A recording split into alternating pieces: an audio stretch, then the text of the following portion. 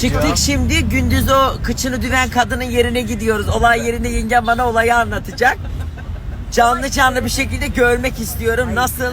Gerçekten çok utanmaz. Ben sana dedim ya, bizim evin önünde markette kadın kilodunu indirdi, avucuna işedi diye. Polise bağırdı ki benim sıçacağım geldi. Ay, insanda azıcık haya olur. Ya bir de sen bana arsız diyorsun. Kaç kere kıçımı açtım ben. Arsızlar var. Biz gene edepli aileyiz. Nerede yaptı tam olarak? Tamam. Şu yanında yanında. Belki izimizi vardır. Ne yapacağız? Ali Bey. Hiç demiyorsunuz bu oğlan nerede, bu oğlan nerede? Evet, telefonumu bakımdan aldım şükürler olsun. Güzel bir arşiv temizliği yaptırmışım. Çerini çöpünü sildirmişim. Biraz da güncellenmesi gerekiyormuş. Onlar birikmiş, kilitlendi telefonum. Neyse ki sonunda kavuştum. Şimdi yengeme gidiyorum. Bu akşam da yengemdeyiz. Evet, canım yengem iyileşene kadar gözümün önünden ayırmak istemiyorum. Hani bir şey olacaksa eğer şahit olayım. Hemen müdahale edelim istiyorum canım yengem. Şimdi bu akşam da dedim yemek yapma. Yine bu akşam onu dışarı yemeğe götüreceğim. Ama ben gene kimseyi yaranamam. Bu Kadir ortadan da bölünse kimseyi yaranamaz. Gene benden kötüsü yok. Dün gece bana ne diyor biliyor musun? Saat bak gece 2 olmuş. Serumun etkisiyle gözlerim gidiyor artık. Kadında tık yok. Sanki narkotik. Ondan sonra bana diyor ki gelmiş. Diyor ne anladın ben bundan? Neyden ne anladın dedim. Yatmaya mı geldin buraya? Dedim ki yenge sen hastasın, ben hastayım. Hasta olduğum halde sen hastasın diye geldim. Oturmamı bekliyor. Ben bugün bir kaos kaçırmışım. Telefonum tamirde, yengem beni aradı ki adama dedim ki abi ver telefonumu, yengem arıyor. Ne oldu? Kadir dedi koş, ne oldu? Diyor ki elekçi bir kadın diyor donunu indirdi yolun ortasında. Kadın Ali Beyköy'ün ortasında kadın sıvı yağ çalmış. Adam da hırsız var deyince kadın eteğini indirmiş. Bak aynen böyle. Polisler de orada. Polislere karşı böyle kıçına vura vura o. Açtı bile o kıçını. Yengeme hep anlatıyordum, bana diyordu ki yok onlar şakadır. Nasıl açmış ya? Yengem diyor ki o kara götünü bir de diyor döndü polise doğru diyor. Şap şap. Ya ay. Nasıl ne utanma ne arlanma. Sen dua da avucuna işeyi fırlatmamış. Ve siz bunun hiçbir videosunu bana çekmediniz. Yok Hakkım haram olsun vallahi billahi. Dedim ne? Biz Bunlar hiç arabadaydık. duymamış, Bunlar çığlık çığlığa bağırıyorlar. Kendi fırından ekmek sağ. Ay, o pis kara götü. Bir de arabaya ederim yenge bizi niye çağırdı? Telefoncu da merak etti. Ben aa deyince dedim ki abi kadın dedim götünü aç. De bekliyor niye oturdun o zaman? Kendi oğlu bekleyince nasıl kendini paralıyor ya? 2 akşamdır canım yengem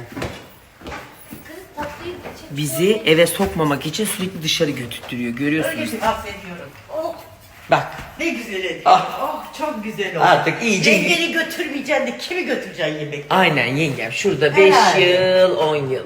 Estağfurullah. Sen var ya gebertirme. Kız hayır evleniyorum ya o yüzden dedim artık. 5 yıla mı evleniyorsun? Seneye evleniyorsun ben de anladım. Tabii ilk evlilik Söylediğini zaman. çok iyi biliyorum. İlk evlilik zamanları olur da birkaç sene sonra yavaş yavaş eksilir bunlar. Bayramdan bayrama görüşürüz. Arada da Gamze'yi sıkıştırıyor sakın ayağımızı kesme bizim diye. Korkarım ki sen evlenir evlenmez satarsın bizi. Sana hiç güvenmiyorum. Balayına gittiğim gibi. Haydi bak.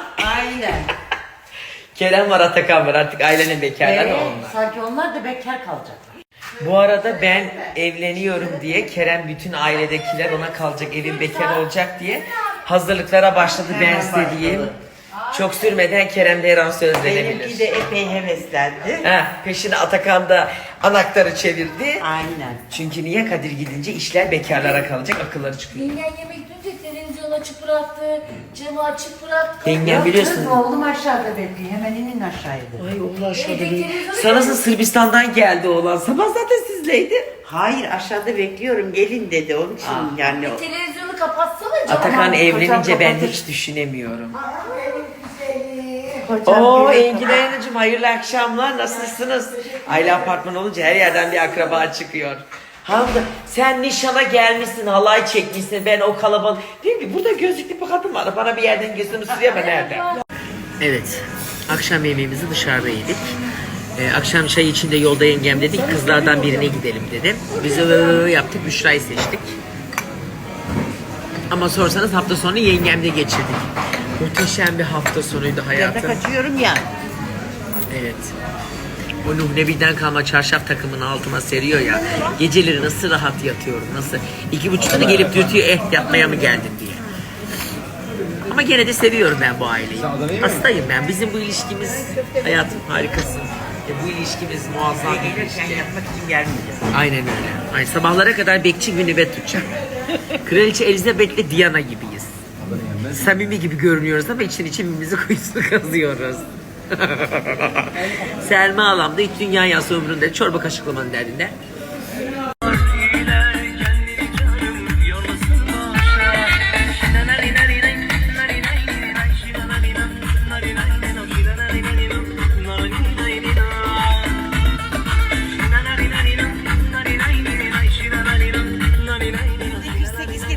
Laf sokuk, 32 kere bütün eksikleri birbirine yüzüne vuran, akşamları da hiç umurunuzda değilmiş gibi bu kadar gülüp eğlenen bir aile başka göremezsiniz.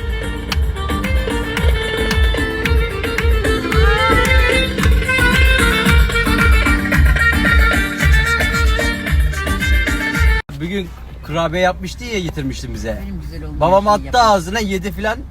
Ya tamam artık siz daha beni bokun içine Hayır, sokar bir dinle. sokar çıkarırsınız, Babam dedi ki- elinizden geldiğiniz kadar. Babam dedi ki, Ha baban dedi ki. bak dinlemiyor ki. Dinlemiyorum zaten. Babam dedi ki bu kurabiyeyi kim yapmış dedi. Dedim halam yaptı baba, böyle yaptı. Sanki şeker az bunun dedi. Bilmiyorum ki baba dedim, halam yapmış. Çaldım şekerinden Yok çaldım. böyle yaptı. Zaten bir şey de eksik yapmasaydı olmaz dedi bu Bak kız. bak bak. Bak o bile yazıyor. Onun için mi bir şey getirdim zaman diyor ki.